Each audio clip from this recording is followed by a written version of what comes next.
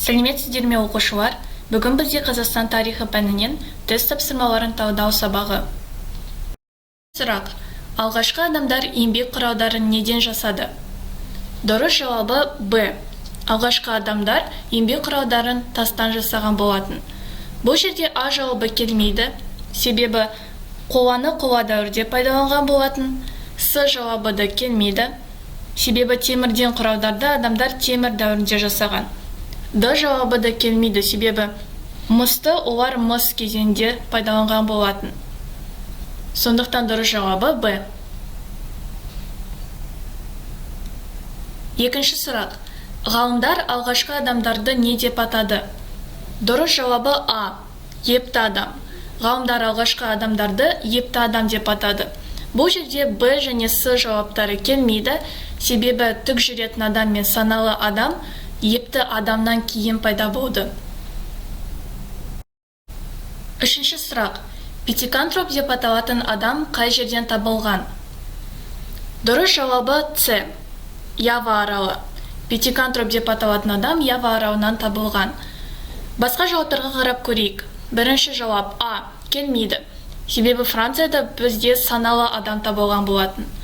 Б жауабы Германия. Келмейді, себебі Германияда бізде неандерталь адамы табылған болатын. Ал Д жауабы да келмейді, себебі Англияда мүлде адам табылмаған. Ондай дерек бізде жоқ. Төртінші сұрақ: синантроп деп аталатын адам қай жерден табылды?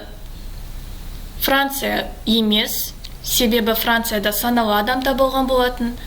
Ява аралынан емес, себебі Ява аралынан айтып кеткендей пятикантроп адамы табылған болатын. Германияда емес, себебі Германияда неандерталь адамы табылған. Сондықтан дұрыс жауабы Б. Қытай. Синантроп адамы Қытай жерінде табылған. Неандерталь деп аталатын адам қай жерден табылған? Айтып кеткендей Францияда емес, себебі Францияда саналы адам табылды. Ява аралынан емес, себебі Ява аралынан пятикантроп адамы табылған болатын. Англияда емес, себебі Англияда мүлде адам табылмаған. Дұрыс жауабы Германия. Неандерталь адамы Германия жерінде табылған болатын.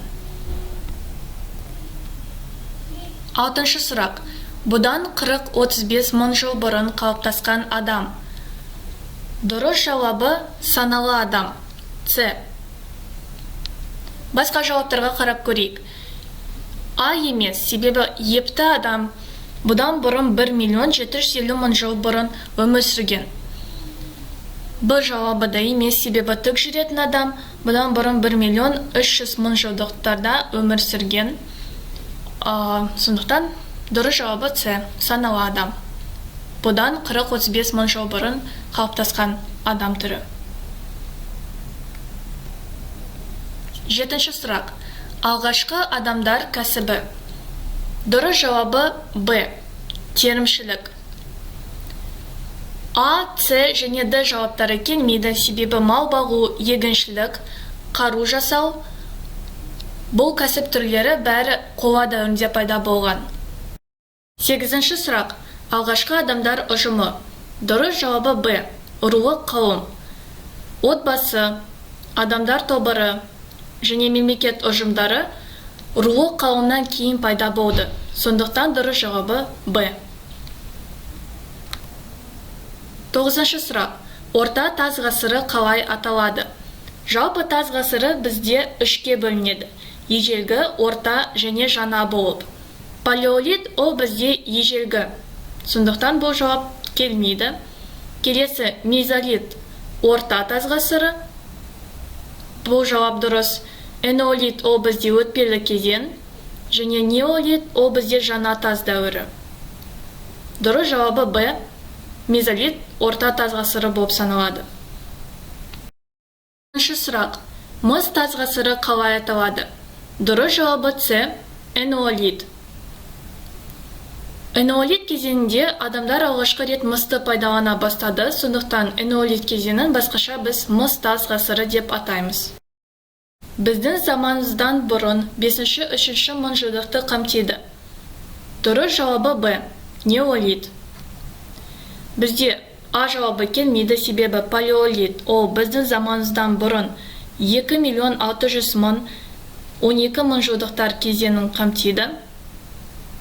Келесі мезолит, біздің заманымызға дейін 12-5 мың жылдықтар, ал энеолит 4-3 мың жылдықтар. Сондықтан дұрыс жауабы Б неолит. 12-ші сұрақ. Өзбекстанның тесіктас үңгірінен табылған адам. Дұрыс жауабы А. Неандерталь адамы.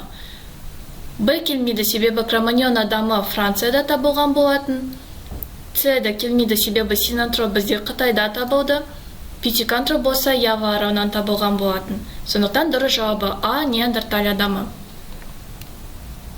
13-ші сұрақ. Жер бетін мұз басу қашан басталды? Дұрыс жауабы С. Бұдан 100 мың жыл бұрын. 14-ші сұрақ. Шақпақ ата тұрағы қай жерде? Дұрыс жауабы Б. Шақпақ ата тұрағы бізде Маңғыстау өңірінде орналасқан. 15-ші сұрақ. Егіншілік қашан пайда болды? Дұрыс жауабы С. Бұдан 10 мың жыл бұрын егіншілік пайда болған болатын. 16-шы сұрақ. Тас дәуірінің дамыған кезеңі. Дұрыс жауабы Б. Неолит. Неолит ол бізде жаңа тас дәуірі, дәл сол кезде тас дәуірінің ең дамыған кезеңі болып саналады. 17-ші сұрақ. Құш құмыралар заманы деп қай дәуір аталады? Дұрыс жауабы Б. Неолит. Жалпы неолит заманында адамдар ең бірінші рет құш құмыралар жасай бастады. Сондықтан бұл заманды біз басқаша құш құмыралар заманы деп атаймыз. 18-ші сұрақ. Ұзындығы 1-2 сантиметр ұсақ жаңқа тастардан жасалған құрал. Бұл бізде микролит. Дұрыс жауабы А. 19-ші сұрақ. Садақ пен жебе қай дәуірде жасалды? Садақ пен жебе орта тас дәуірінде жасала бастады, а ол бізде мезолит. Басқаша айтқанда, сондықтан дұрыс жауабы С. 20-ші сұрақ. Біздің заманымыздан бұрын 12-5 мың жыл бұрын болған қай дәуір? Дұрыс жауабы С. Мезолит. Палеолит емес, себебі палеолит біздің заманымыздан бұрын 2 миллион 600 мың жыл 12 мың жылды аралығын қамтиды.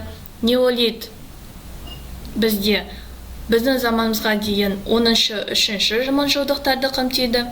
Энеолит болса 4-3 мың жылдықтарды қамтиды. Сондықтан дұрыс жауабы С. Мезолит. Осымен тест талдау сабағы бітті. Назарларыңызға рахмет. Сау болыңыздар.